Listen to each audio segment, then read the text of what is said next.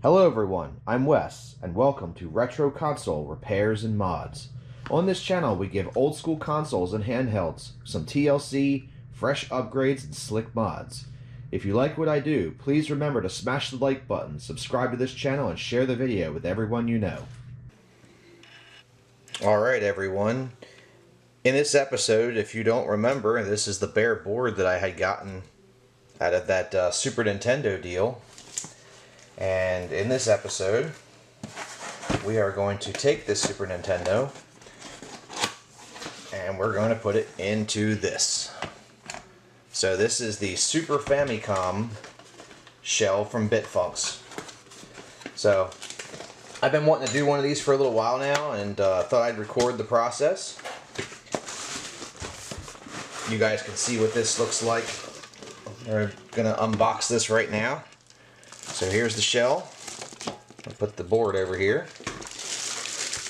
I'm hoping this has a lot of the parts in it, because I do have a couple Super Famicoms laying around that I steal the parts out of for the processors and stuff. But I'm kind of hoping that they include a lot of the parts. So one of the cool things that you'll see about this Super Famicom shell is that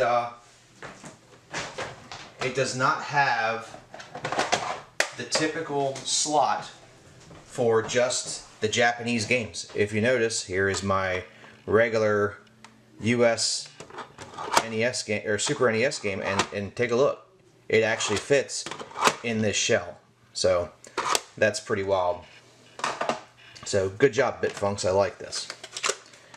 Alright. So right out of the gate, let's see what we got. We got the shell itself. We got the eject switch there.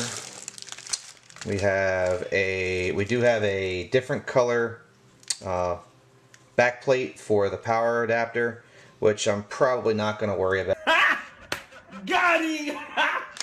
And thank goodness we have this, but we do actually have the power port for the front, or the controller port for the front of the case. So it actually does come with a controller board. So if you do have a US Super Nintendo, you can still use this. What are these guys here? Oh, these are the power. These are power adapters for the Super Famicom. All right, don't need that either. All right, so I have some extra parts that I'm going to try to put in here. I have the metal clips that go into here. I'm going to see if I can dig them out. Looks like one of them does screw in. I do have a SNES CPU RGB02. So this is, I believe this is the last board before they actually switched over to the one chip. So as you see, it fits in here just fine. So we're just gonna get this mounted in. But that is one thing I don't see in this kit. I don't see a whole lot of screws. So I'm gonna come back in just a minute. I gotta go find a whole bunch of screws for this thing. So I'll see you all back here in just a moment. Alright, so I actually found a whole screw kit that I had gotten from another Super Nintendo that I had pulled apart before. As long as you have your Super Nintendo screws, I think you should be okay here. So, like I said, this came out of another Super NES, so basically if you have these, you should be fine. Alright, we dump these out. Another thing I have here is I do have a Super Famicom chilling here. So here is a Super Famicom. And mainly what I'm going to do with this is I'm just going to use it for reference. So the top is pretty much already done. Not too worried about that. But one of the things I am worried about is comparing the insides of this one to this one, because I work on a lot of Super Nintendos but not a lot of Super Famicoms. So, alright. So it looks like I'm going to need a screw for underneath of here, under where the power switch goes, and then we're gonna need one for, we need one here, a long screw here, another long screw here, and then we have some that we have to put back here in the back. And I still got to find those metal posts that go down the bottom there. Alright, we're back and we found those posts. So I'm going to go ahead and put these in. Yes, I know they're really not that important. But I want to try to keep this as close as I can. Something is holding me up over here on this side of the board. It's actually flexing the board.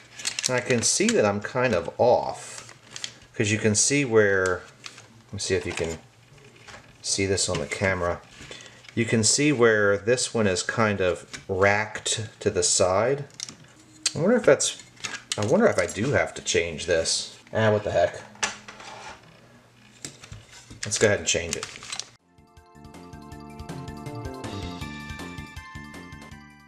The Super Famicom has a different style adapter than the one for the Super Nintendo.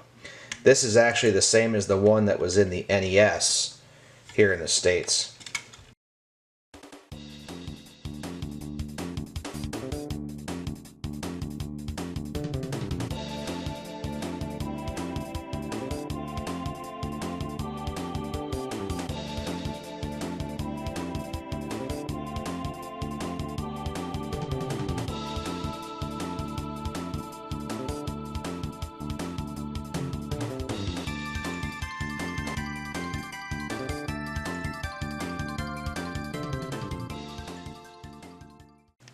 Alright, let's see if everything lines up now.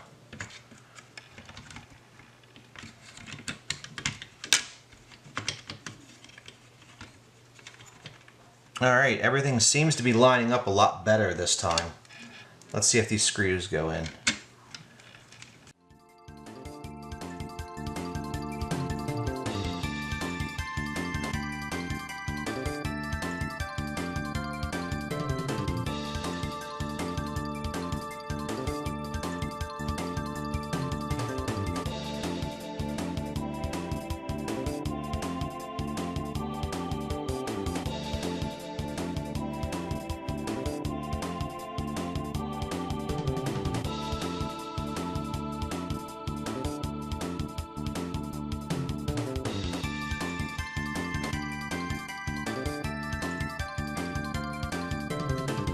So then the next thing is we got this bar that came with it, and we got another spring. So this is the spring. Actually, it's not the same. So this spring is actually different. You can see that length over here is about the same, but the length over here is very, very different. So I'm kind of glad that they included this in the kit.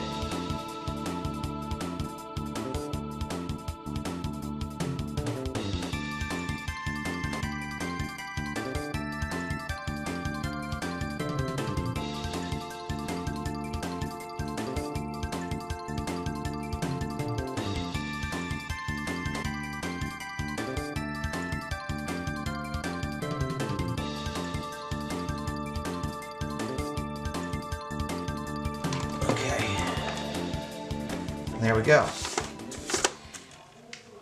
So this is all together. The last part of this job is actually kind of fun, and that's putting the decals on. So they do send decals with it. You can see here they have the colored ones here, and then they have the silver ones here. It's kind of cool. I saw some online that were gold. So the silver is cool, but the gold was really cool. Kind of wish that they would have sent the gold ones. Alright.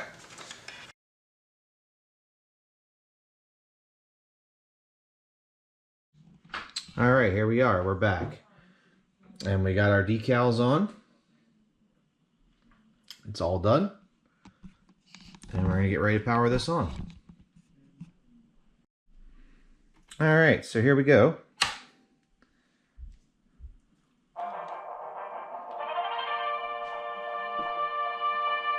And there we go. So we have a a US Super Nintendo in a Bitfunx Super Famicom shell with a US based game in it, and everything here looks great.